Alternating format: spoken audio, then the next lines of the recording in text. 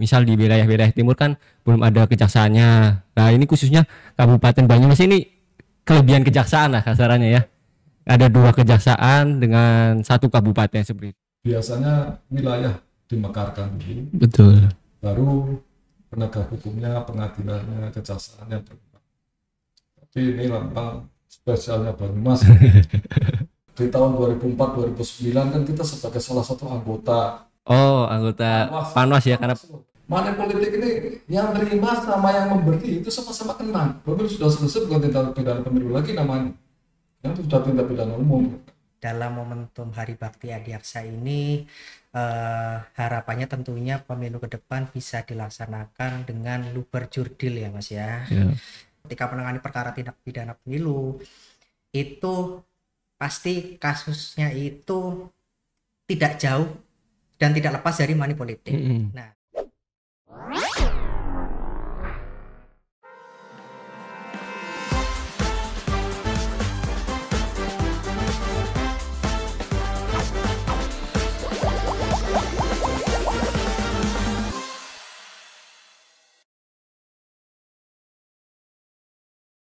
Assalamualaikum warahmatullahi wabarakatuh. Halo Sobat Bawor, kembali lagi di podcast Bawor, Bawaslu Ngebor.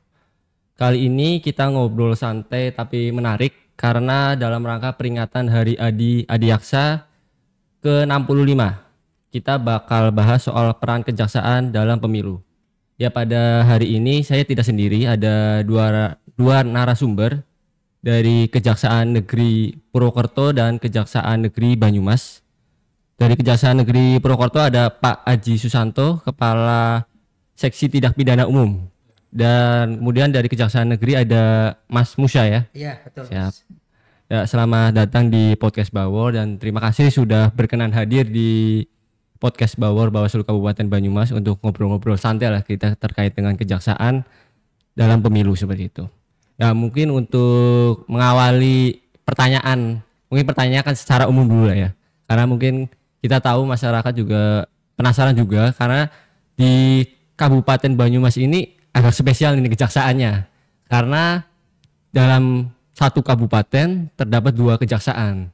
Kalau biasanya kan kalau di kabupaten-kabupaten lain itu kan kejaksaan satu kabupaten. Bahkan ada yang mungkin di kabupaten tersebut tidak ada kejaksaan. Misal di wilayah-wilayah timur kan belum ada kejaksaannya.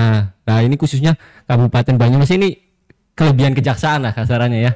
Ada 2 kejaksaan dengan 1 kabupaten seperti itu. Mungkin bisa diceritakan kenapa di Kabupaten di Kabupaten Banyumas ini ada 2 kejaksaan seperti itu. Mungkin dari Pak Aji Susanto ini kayaknya sudah berpengalaman dari banyak hal gitu. Mungkin silakan Pak. Terima kasih. Langsung ya. Ya silakan. Memang sekarang ini saat ini satu-satunya barangkali di Indonesia yang satu kabupaten 2 kejaksaan. Dengan pembagian wilayah Kejaksaan Negeri Purwokerto saat ini 16 kecamatan ya, di kota Purwokerto terutama dan sekitarnya. Untuk Kejari Banyumas ada 9 kecamatan. Rencananya sebetulnya mungkin dari pemerintah dengan adanya 2 kejaksaan itu maunya kan ada pemekaran. Kejari Purwokerto dulu pernah menjadi kita sudah ada kota tip ya, kota administratif. Kota administrasi. Zaman saya kuliah kalau nggak salah itu sudah ada kota administratif dan ada wali kota. Rencananya itu kan mau berkembang menjadi kota madya. Ya, kejaksaan ada 2, pengadilan ada 2, rutan ada 2. Cuma memang Polres masih 1, tentara Kodim juga masih 1. Betul. Dalam perkembangannya ternyata sampai saat ini Purwokerto masih sebagai kecamatan, Banyumas sebagai kabupaten. Kalau di tempat lain di luar Jawa terutama biasanya wilayah dimekarkan dulu. Betul. Baru penegak hukumnya, pengadilannya, kejaksaannya berkembang. Tapi ini lambang spesialnya Banyumas. Pernah pada saat saya di Kejaksaan Agung pernah dibahas. Tapi kan nggak mungkin juga kita bubarkan menjadi 1 kejaksaan lagi kan nggak mungkin. Iya. Kita sudah ada SDM-nya, sudah ada sarana prasarananya, tinggal sebenarnya dari wilayah, dari pemerintah daerah, yang memang bisa dikembangkan menjadi seperti rencana cita-cita dari leluhur kita, nenek moyang kita, untuk menjadi kota tersendiri, Purwokerto, kota madya. Baik, Oh, seperti itu ya. Berarti memang awal mulanya kan memang mau ada pemekaran di Kota Purwokerto, tapi sampai saat ini ternyata pemerintah belum memekarkan ya, di kota administrasi dan kabupatennya tersendiri seperti itu ya, Pak. Gimana? Kota itu di kantor wakil bupati. Oh, gitu ya. Setahu saya itulah kantor wali kota, wali kota administratif ya. Hmm. Kita ada kota administratif Banyumas, Purwokerto, Cilacap juga ada kota administratif juga. Terus ada beberapa kok, tapi akhirnya yang bubar dengan sendiri wali kota sudah. Tapi kejaksaannya tidak ya, masih tetap dengan 2 kejaksaan seperti itu ya, Pak. Nah, tadi kan karena ada satu kabupaten dengan 2 kejaksaan, ada nggak tantangannya tersendiri dengan kalau satu kabupaten dengan satu kejaksaan kan kita jelas nih batasannya. Kalau 2 kejaksaan satu kabupaten kan ini agak samar-samar nih batasannya, karena mungkin di wilayah kecamatan mana bisa lapor ke sini atau di kecamatan mana bisa lapor ke sini gitu, seperti itu Pak. Mungkin atau Mas Musya atau Pak Aji bisa menyampaikan ada nggak tantangannya terkait batasan-batasan bagaimana melapor ke Kejaksaan Purwokerto atau Kejaksaan Negeri Banyumas seperti itu Pak. Kalau untuk wilayah kita sendiri kan sudah dibagi ya. Iya. Wilayah hukum Pengadilan Negeri Purwokerto, wilayah Kejaksaan Negeri Purwokerto dengan 16 kecamatan. Kalau para yang berhubungan dengan hukum, barangkali para pelapor, dia melapornya tetap di Polres Banyumas, tapi dari penyidik Polres Banyumas yang mengarahkan ini TKP-nya di mana sih. Kalau TKP-nya masuk Kejaksaan Negeri Purwokerto, pasti akan diserahkan berkas perkaranya di masuknya di Banyumas, berarti ya itu Banyumas. Yang agak kesulitan barangkali berada perkara laka lantas. Oh, perkara laka lantas. Oh iya. Ya kalau batasnya sendiri kan sebenarnya agak sumir ya. Kalau laka lantasan ini jalan ini sebenarnya masuk wilayah mana sih? Terutama yang di perbatasan atau kota dengan kecamatan pinggiran ya. Betul. Ya kita mungkin Sumbang masuk Banyumas ya. Sumbang masuk Banyumas. Kembaran masuk Banyumas, Pak. Kembaran masuk Banyumas lah. Dekat-dekatnya di jalan. Iya. Iya. Sering bersinggungan. Sering bersinggungan ya. Asiknya di situ. Iya, karena menarik juga ya, karena ada 2 kejaksaan di satu kabupaten seperti itu.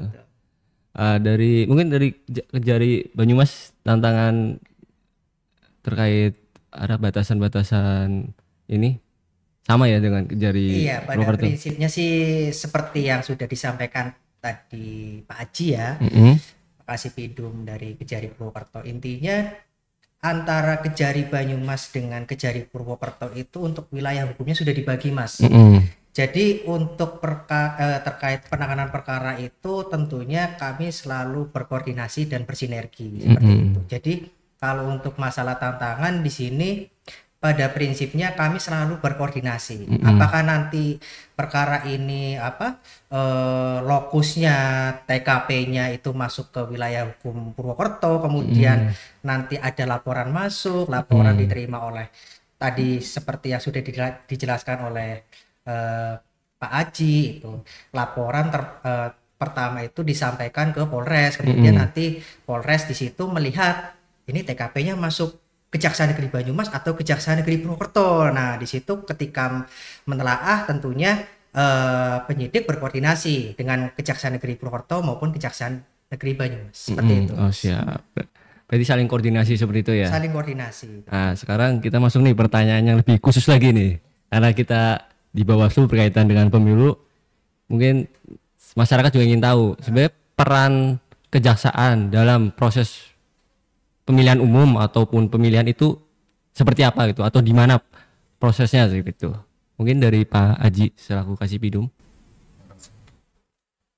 Peran kejaksaan di tindak pidana pemilu ya, karena memang yang kita kan selaku penyidik mewakili seluruh perkara ya jaksa selaku penuntut umum otomatis masuk ke kita kan, kalau ada perkara-perkara tindak pidana pemilu akan masuk ke kita.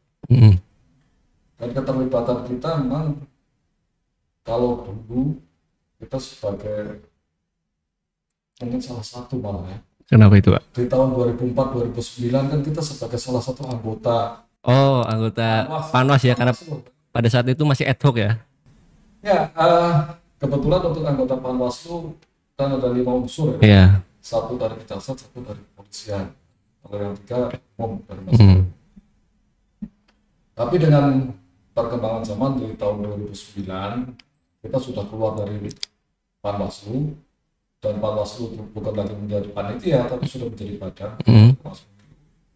Kita tetap dilibatkan karena penuntutannya di kita, jadi kita terlibat dalam sentra penegakan hukum atau sentra gakumdu, di mana anggotanya dari Bawaslu sendiri, dari kepolisian dan dari kejaksaan.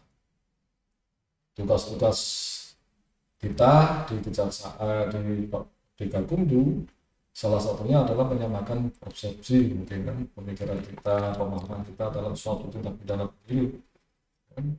Apakah ini masuk di ranah tindak pidana, ranah pelanggaran pemilu atau sekedar administrasi.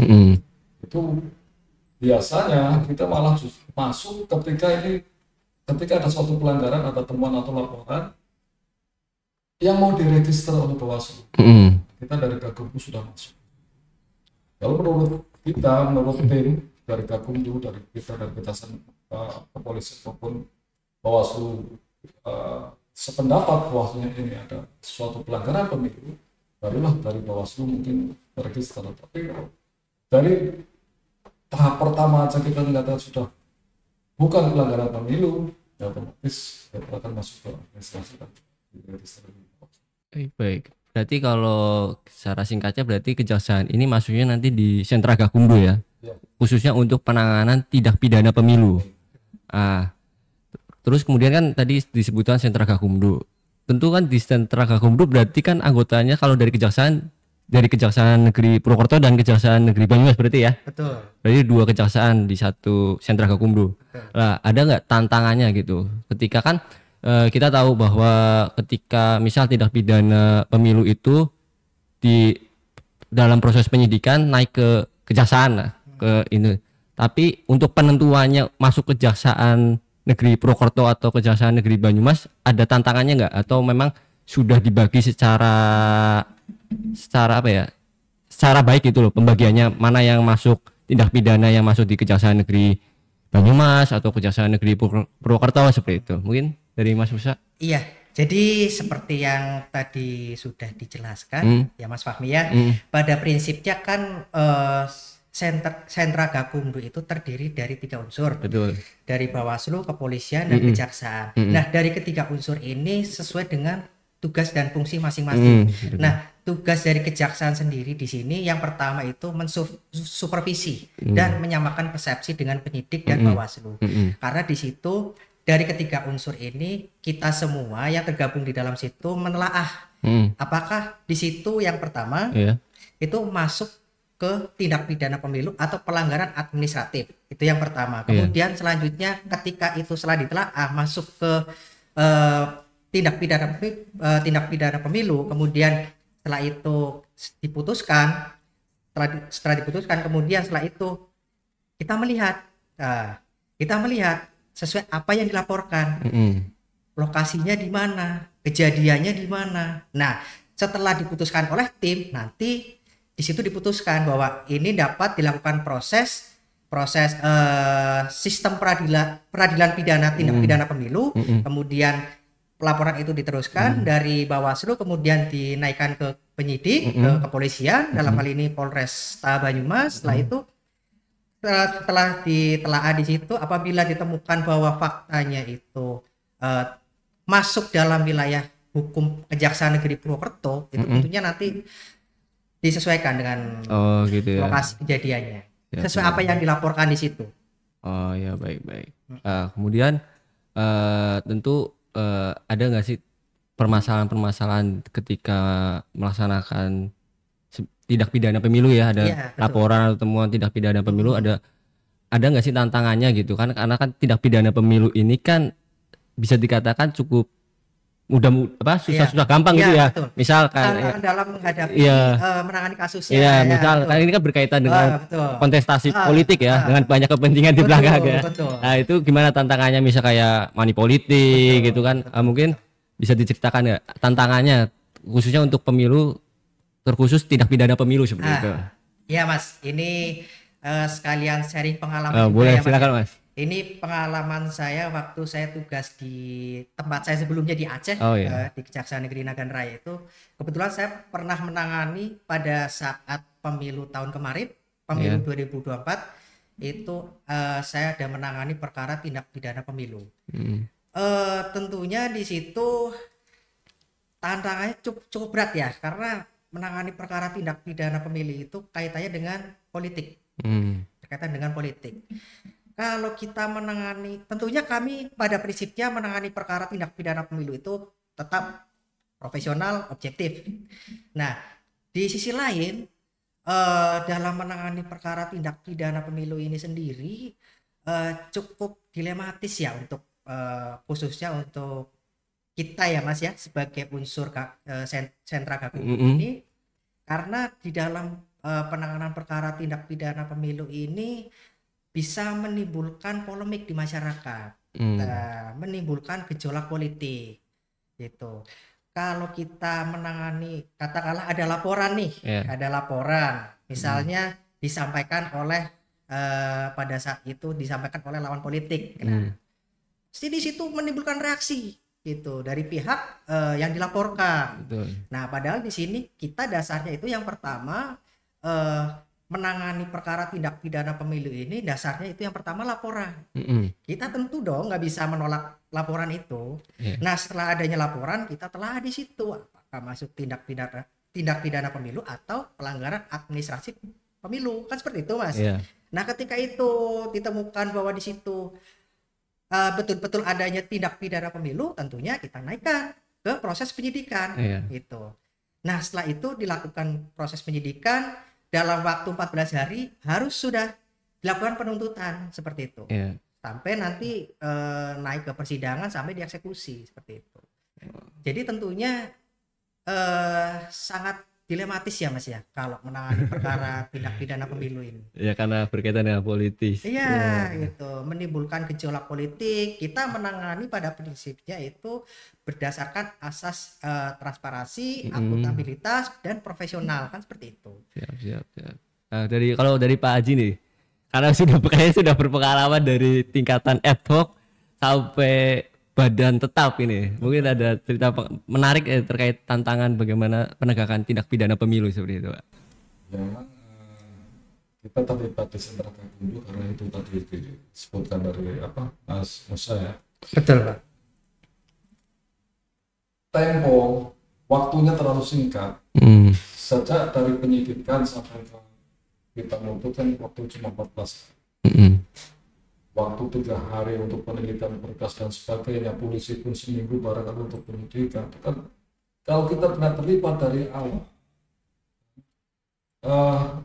saya yakin polisi akan untuk sampai menjadi berkas perkara, mereka akan sudah awal itu sampai mencari. Nah, itulah peranannya sentra Gakumdu di sini. Sentra Gakumdu kita betul-betul kita godok. Apa sih tindak pidana kayak apa, pelanggarannya apa, perbuatannya kayak apa, masuk di perbuatan pidana atau bukan. Kalau masuk di perbuatan pidana, unsur apa, sudah terpenuhi belum unsurnya.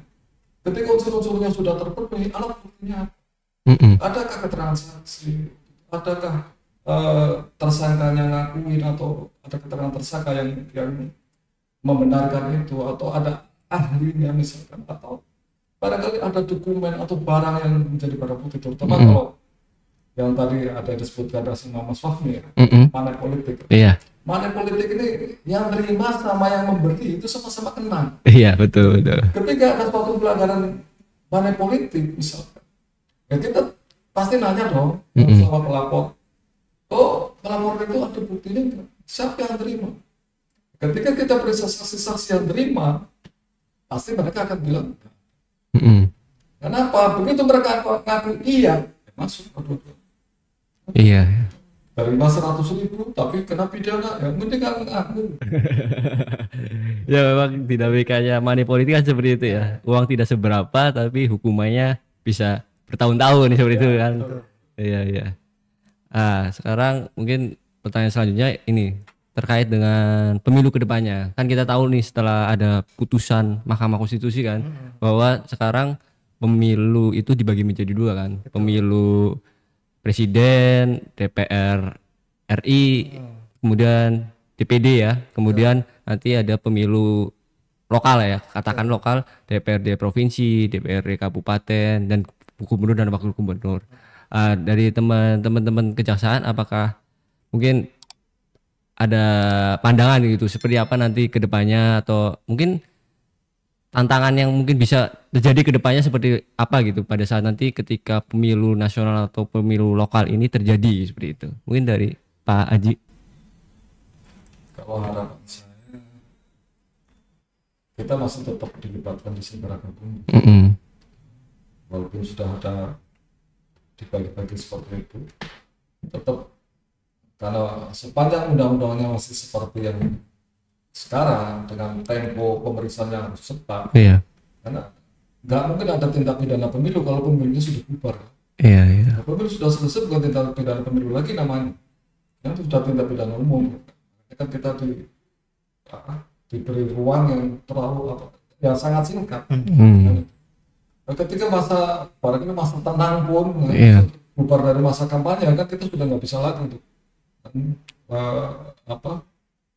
kalau ada misalkan ada kejadian apa kan kita, dan biasa orang-orang nyurinya kan di timing itu. Iya, di timing serangan fajar.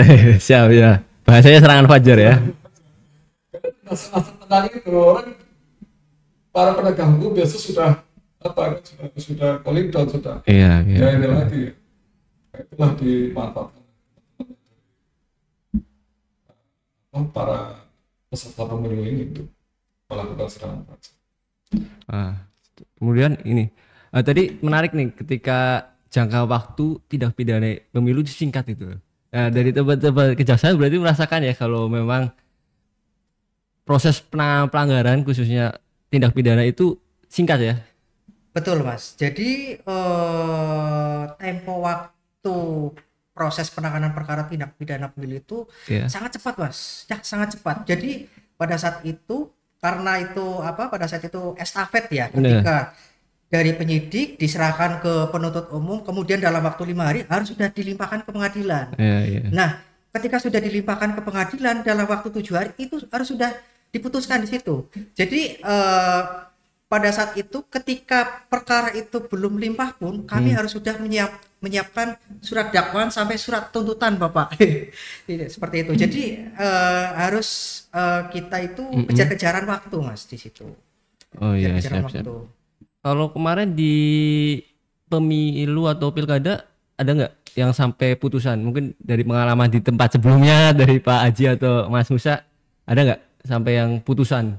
Iya, itu waktu itu saya sampai putus. Oh, di Aceh itu ya? Iya, sampai putus. Itu di tempat saya bertugas sebelumnya itu sudah sampai putus dan sudah menjalani hukuman sekarang. Oh, itu berarti emang dari tindak pidana pemilu seperti itu ya? Sudah terbukti.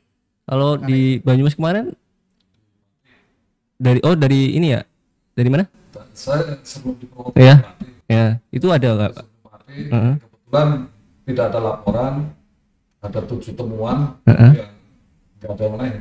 Oh, tidak ada yang naik ya. Siap.